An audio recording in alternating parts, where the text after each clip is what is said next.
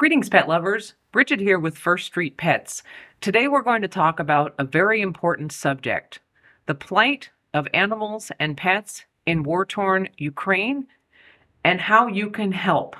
When Russia invaded Ukraine in 2022, we all watched in horror as the events unfolded. Night after night, we saw on the news the atrocities of the attack from Russia, but we felt helpless to do anything. We put Ukrainian flags in front of our homes. We sent thoughts and prayers. We looked for organizations to donate to.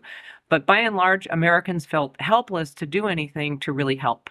Animal lovers like myself wondered how Ukrainians with pets and farm animals were managing without infrastructure for people, without electricity, water, shelter, safety. How can you care for your animals when you are a refugee forced to leave your home and go to a place you're not even familiar with? How can you bring your pets with you? What happens to them if you have to leave them behind? A few stories came to light in the news, including one in my own city of Cloverdale, where a Ukrainian family was sponsored by a local resident, and great efforts were made to retrieve their cat from Ukraine and bring her safely to the U.S. That and some other efforts to help Ukrainian animals made the news, but as the months passed, we were distracted by other conflicts and other things going on in our TV and internet feeds. More than 2 years later, the invasion continues and Ukrainians fight to save their homeland. When I started thinking about this topic, I did some research, but I couldn't find any articles that were any newer than a year old. So I had no idea what was going on with the plight of pets in Ukraine. So I decided to reach out and do some digging and try to find out for myself.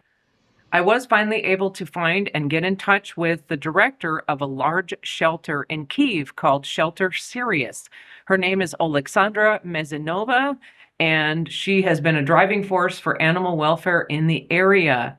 I was able to conduct an interview with her via text. I was hoping to do a live interview with Zoom, but as you will learn, due to their infrastructure problems, that was not possible. I am so thankful to her for taking time in her day to answer my questions. So now I am going to share that information with you so you can find out what is going on with pets in Ukraine, and more importantly, how you can directly help the lives of those animals and their people. I encourage you to watch this video to the end, as all proceeds from this video from YouTube will be donated to the shelter. So because a live interview wasn't possible for Oleksandra, I sent her a list of questions after polling my friends and associates about what they wanted to know, what was most important to them, and I will share with you now her answers. I asked about shelter statistics in Ukraine, and she said, while there are no statistics, there are about 400 animal shelters across Ukraine. In the Sirius shelter, they have a whopping 3,000 dogs in their care. They also have almost 200 cats, hedgehogs, quails, birds, sheep, and other kinds of farm animals. She noted that about 1/3 of the animals currently in their shelter are from occupied territories and places that have been bombed and otherwise being under attack. There is an amazing cooperation between everyone in Ukraine, including animal welfare people, volunteers, citizens, and the military. Sometimes military members will find abandoned or injured animals and bring them to the shelter, or the folks from the shelter will actually go out to the war zone and bring food and things so that the military folks can help keep these animals alive until they can be brought to a safer place. We talked about refugees, and Oleksandra said that has been a huge problem when pet owners are trying to evacuate and get to a safer place. If you don't have a car, it can be very difficult. A lot of the public transports or buses provided for evacuees do not allow pets. So some people will not leave their homes in the war zone because they are not going to abandon their animals. If people have to leave for one reason or another, maybe they have kids, they have elderly relatives, they're trying to get the family to safety, they try and get volunteers or somebody still living nearby to take care of the animals, but obviously this is very stressful, and if things get worse in the area, nobody is going to be able to go in and feed the animals. Apparently, early in the war, people were not allowed to go into a bomb shelter with a pet, but after some protesting, the procedures have been changed, and she said that now that is allowed, thank goodness, so people can at least go to safety with their pet during bombings. She also noted that early in the war, crossing the border was very difficult, so procedures were simplified because it was an emergency. As you can imagine, if you've ever traveled with animals, you need lots of documentation. Well, in the middle of a war, you don't have time to go to a veterinarian and get all that stuff together. So apparently it was simplified for a time, but she's noted that now it's kind of back to being difficult again. So even if people do have somewhere to go in a neighboring country, or they can afford it, or they have transport or whatever, they have difficulty crossing the border with their pets and finding a place to stay when they get there. Due to problems, obviously, with the supply chain, things have gotten very expensive. Utilities, food, everything is a problem for people as well as animals. She mentioned something that is just shocking, that people don't walk their dogs off leash, which they normally might have, because there's so frequently air raids that you have to quickly run to a bomb shelter. And these are people just trying to live their everyday lives, walking their dog, that may suddenly have to go to a bomb shelter.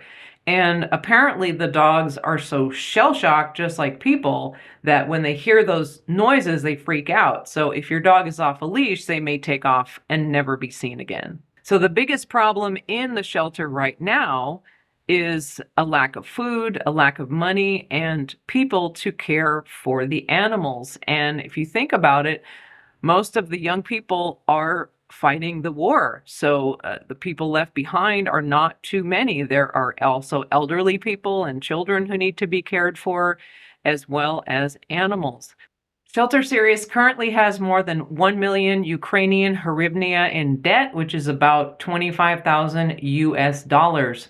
This is to pay for food, for veterinary care for the animals, and for other supplies. Part of the reason is that because of the war, as all the shelters in the United States, they have a jurisdiction. But because other shelters have been bombed, abandoned, are not able to function at all at this time, they are taking in animals from all over Ukraine, not just from their normal area. So not only do they have a problem with supplies and money, they also have a lot more animals than they normally would. Alexandra wanted to mention that even though they're asking for help, they are very grateful to organizations and volunteers who do come and help them care for the animals, provide food and medicine and veterinary care. But obviously, under such extreme conditions, they need more help than normal. And I quote, "There is a very cruel, bloody war going on in Ukraine, and we must help both animals and people." One of the things we talked about was the power outages, which is why we were unable to do a live interview. Because their local power grid was bombed, they don't have a lot of electricity. They get it for a couple hours a day. So she sent me messages and pictures during times when they actually had electricity and a functioning internet. At the shelter, they also need to build new cages. They have volunteers and people trying to help do this, but there's been a lot of damage because animals that were terrified from all the bombing and all this activity escaped from their enclosures, tore them up, damaged them. As you can imagine, in America, it would be like how dogs react on 4th of July and New Year's Eve, but if that was every day. She mentioned that they are very grateful to families and organizations who help pay for these things, and they do have sponsorship programs where you or your family or your organization can pay an amount to, say, set up some cat cages or a dog kennel or some other area, and they will put a plaque with your name on it to appreciate your donation. This part I will quote directly. She said, because I asked her, what do Americans need to know? You know, we see stuff on the news, but how do we know if that's the whole story? And I quote, "I think that the most important thing that our friends in America need to know is that it is very difficult for shelters now. Many Ukrainians have also lost their jobs. Our homes have been destroyed and some have left the country. Many enterprises have closed and many people have gone to defend our country. All decent people who love their country, who want to see it independent, have a feeling of compassion for the people, for people who are grateful to our courageous soldiers. All these people already have practically no money to help. It's very difficult. There are fundraisers even for the military, but for animals, it is even more difficult to correct the necessary amounts. For shelters, support from other countries is very important. Moral support, just knowing that we care, and food and veterinary care. And a friend of mine did mention that a veterinary friend of ours and some others have been doing outreach in Ukraine, areas where they can go and be reasonably safe to help provide care for animals, just daily normal care, as well as to treat injuries. She notes that even in the middle of the war, they continue educational activities like lessons of kindness for children.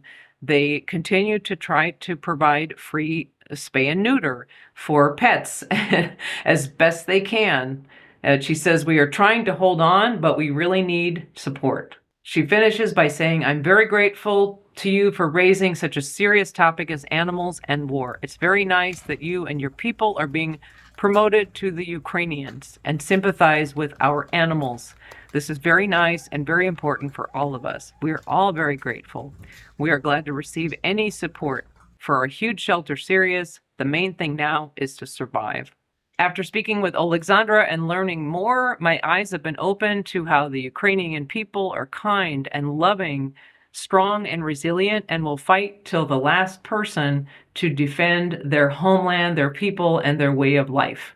I bring you this information so that you can help and donate to a legitimate organization where you know exactly where your money's going and you know that you are helping the people and animals of Ukraine. We know as animal lovers that our pets are key to our wellness, our mental health, and our quality of life.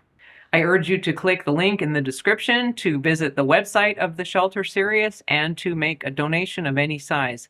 As I mentioned, all proceeds from this video, any money that I make from YouTube, will be donated to the Shelter Series. Please stay tuned for my other videos in this series. I continue to do research and bring you some news about pets in Ukraine and ways that you can help their animal welfare efforts. Thank you for watching.